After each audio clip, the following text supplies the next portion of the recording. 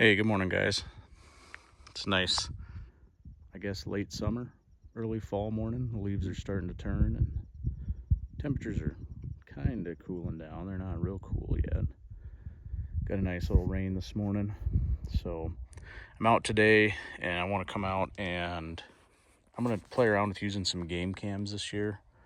I kind of always thought it sounded like an interesting idea.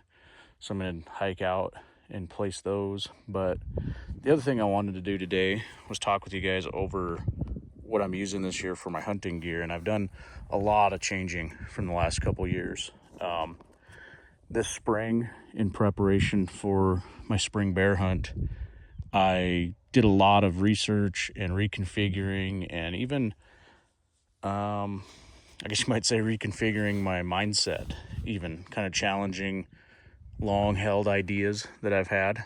And you know, when it comes to Fieldcraft, I've always said there's kind of a spectrum.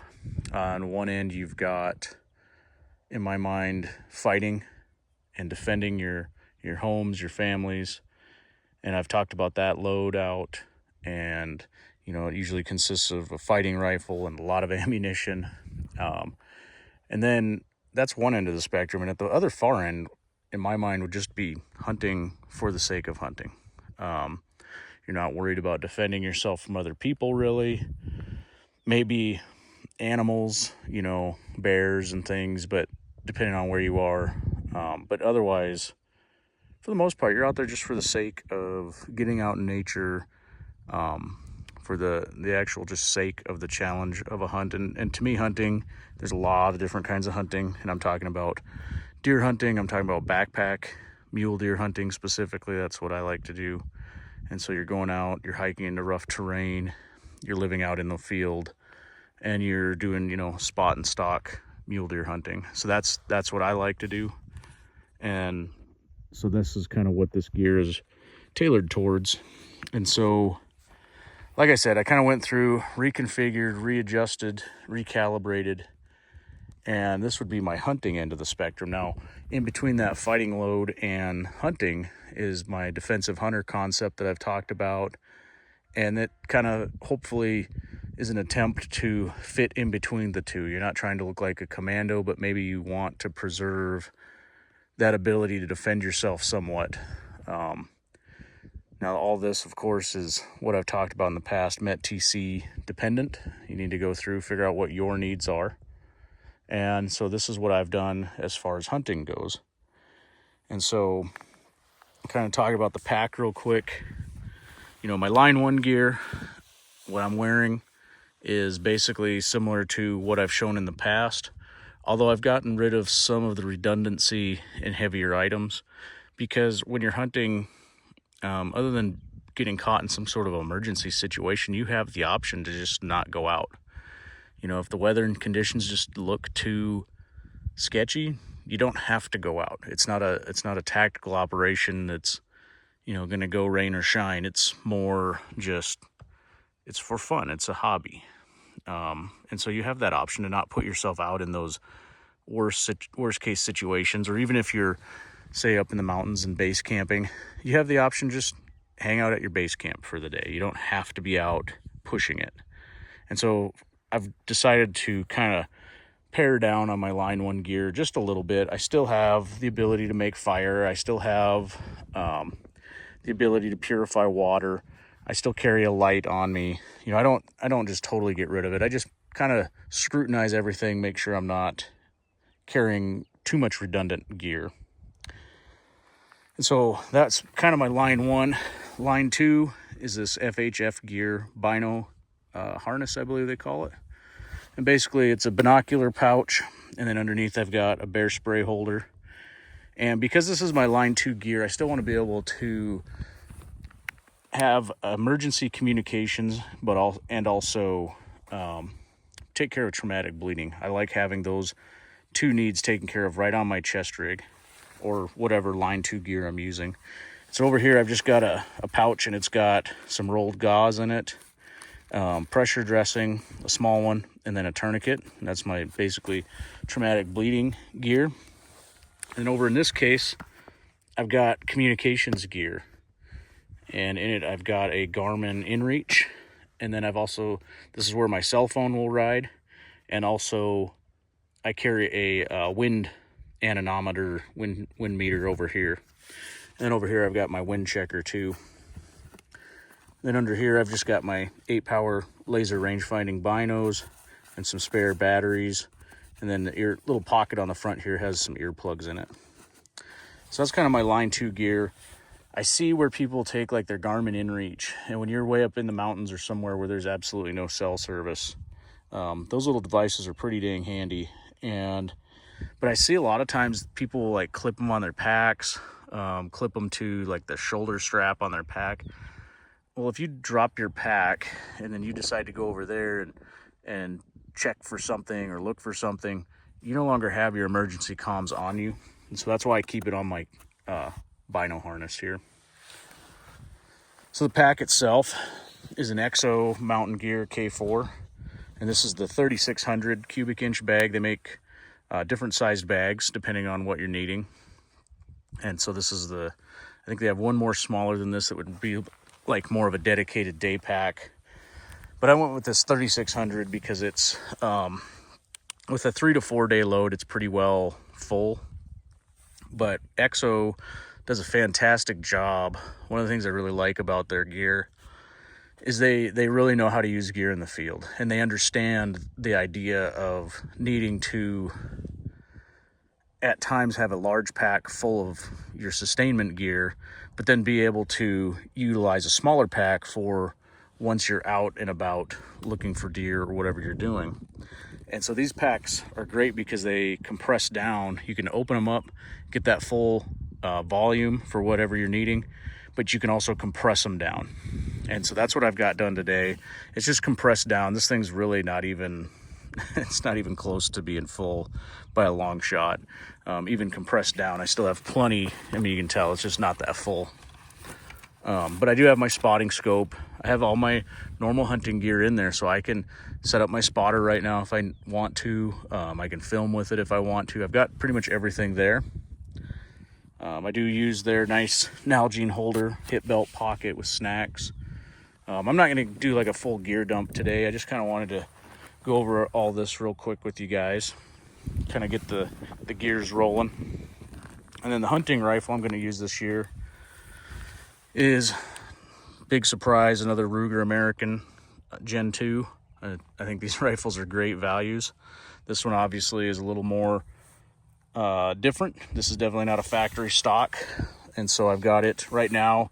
One of the things I like about the K4 and EXO's design philosophy is they really take load distribution into consideration, and they've designed this rifle kind of carriage setup here, and it helps get the weight of the rifle closer to your back, which is where you want it. A lot of times you'll see rifles hung on the backs of packs back here. Well, if you take a 10-pound weight, it's now a foot from your spine. You know, the further out you go, the more leverage that has on your spine and on your back.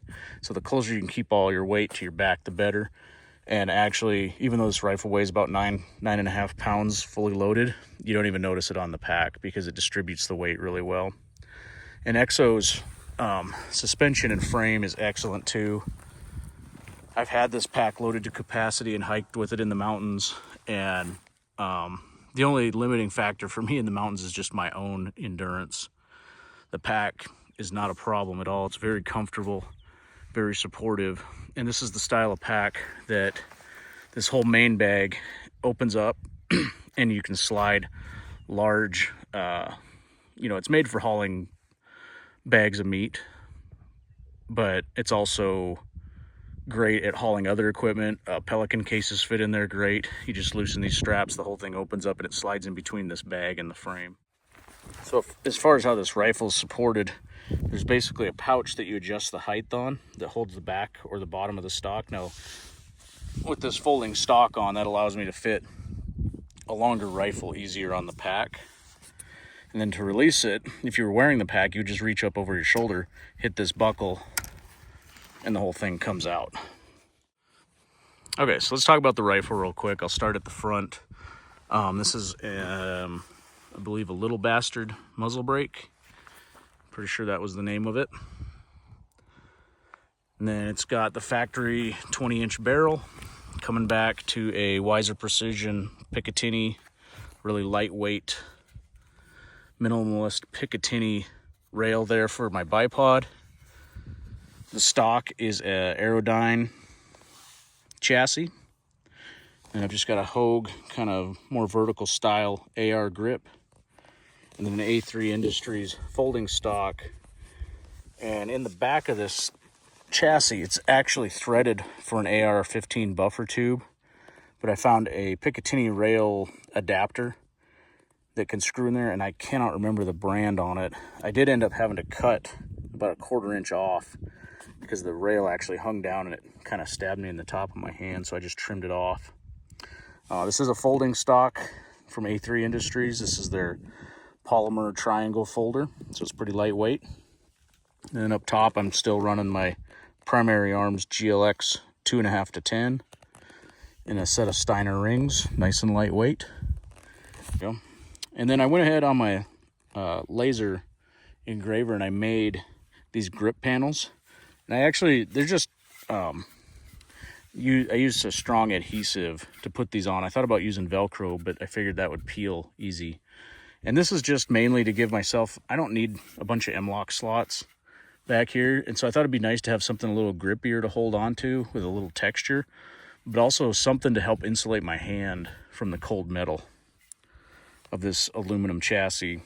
And then down here I made a ballistic data card, so it kind of helped refresh me when I get out in the field what my ballistics are, what my holds are. And this is Velcroed on, and should I ever change my load or change the ballistics on my rifle, I can always just basically print out another one of these cards and slap it on. So pretty handy. So one thing I forgot to mention was what I'm going to be using as a bipod this year. And for quite a few years I've been using the UTG Pro Recon. It weighs about 15 ounces, so it's not terribly heavy, but it's getting older, and I've had my eye out for a long time on a different bipod. Now there's a lot of different bipods, probably as many bipods as there are opinions out there, and I was looking primarily for something lightweight, because when you're going through and weighing all your gear, and I mean everything, and you're looking for ways to be more efficient, a 15-ounce bipod in a hunting environment isn't always necessary. I've already got my Wiser Precision quick stick set up on my my trekking poles that I can basically use as a bipod.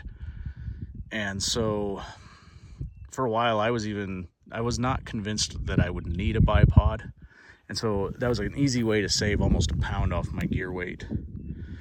And then I came across this carbon fiber bipod from Mountain Gear, New Zealand, and he's a small time guy down in New Zealand that started making these, and it's a really nice bipod. This whole bipod weighs 5 ounces. It articulates out to a 90 or a 45, which I usually just shoot in a 90. That's just what I'm used to. And then it's also quick detach from the rifle. And this whole thing weighs 5 ounces. I mean, granted, these things aren't cheap. Some of you will probably blush when you see the price on it for what it is, but it actually works really great. I've enjoyed shooting off of it. And so that's the bipod that is more in my hunting, more aligned with what I'm trying to do hunting wise, you know. And so it can either, it's so light it can actually just stay on the rifle, or I can keep it in my pack lid like I had here today. So that's just kind of a quick rundown of what I'm going to be using for gear this year. I'll do probably a more in-depth gear dump later, although I think most of the gear that's in this pack you guys have all seen. Okay guys, so I've only been hiking for a couple minutes, but kind of show you what things look like while I'm hiking. Since I have my pack, or my rifle on my pack, I decided just to go ahead and use my trekking poles. That's one thing with this setup, is it's more focused on efficiency than security, I guess. Although, let me switch my angle here. Although security is still present in my mind, hence the bear spray right on the front of my bino harness, because I've only gone a couple hundred yards and I've ran into this little pile of scat. Now, I can't confirm 100% here, but I'd be willing to bet. I'm seeing a lot more piles like this than I used to.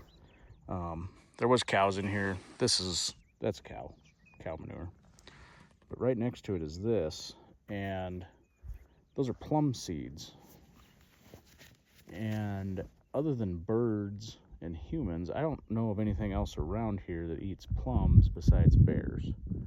Now we're getting more and more bears. I was doing some scouting a few weeks ago, found numerous piles of bear scat, and I never used to see this out here. And so starting to see more and more around here, black bears. Hopefully that's all just we have is black bears. But anyways, so even though it's my hunting setup, you know, you still have to at least have a basic sense of security.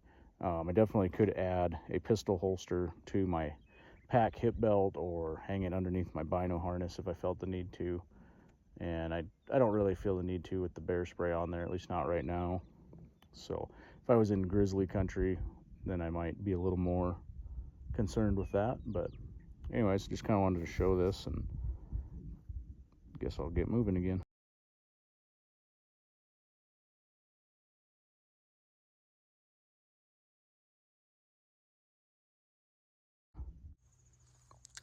Okay guys, so I've put out a couple game cams, and the ones I'm using are these Moultrie Edge 2s. You can get a 2-pack of them at Walmart for $100, so I thought, what the heck, I'd give it a shot. These are my first game cams, so I don't have a lot of experience with other ones. So far, I mean, they seem to take good pictures and everything, but you have to use a subscription to use these things, which sucks, and I did not know that before I bought them. They are a cellular game cam, so they actually upload all the pictures to basically like a cloud, and you hook up to that through their app. So you can see the pictures. And out where I hunt, if you have one bar of cell service, you're probably doing good, so I went ahead and placed these up on kind of up on ridge lines, so at least they have some decent signal, and they actually seem to pick up signal better than my phone does. So this one I've just got aimed kind of down this trail, and then this trail splits to like 3 other trails, and over the years I've seen quite a few bucks in this area, so I thought I'd give this spot a shot.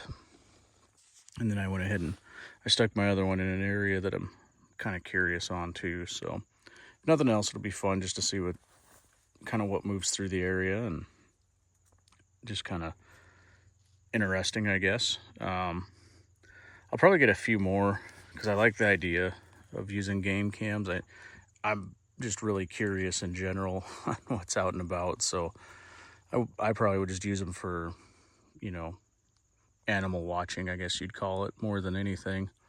And I'll probably do some more research and find some that don't need a cell service or subscription to use. Just get some good kind of old school cameras, I guess, where you got an SD card, and go from there. But I'm got these put in, and the pack's working great. Rifle carries awesome on it. And yeah, just been kind of having a good day just hiking around. Happy to see that I started a new kind of a different exercise training program earlier this year, and that feels like it's paying off. Definitely going up and down some hills and hiking at a pretty moderate pace, probably faster than I would if I was actually hunting, and just doesn't seem to really be phasing me much right now, so which is great. So happy to see that's paying off too. If you guys are interested in kind of details on what that is, it's actually a very interesting program. It's not your typical want to be a big muscle bound special forces guy. It's actually a very endurance based program to build your aerobic capacity, so which I think is more important, honestly, when you're out hiking around. But anyways, I'm gonna go ahead and grab my stuff and head back to the truck.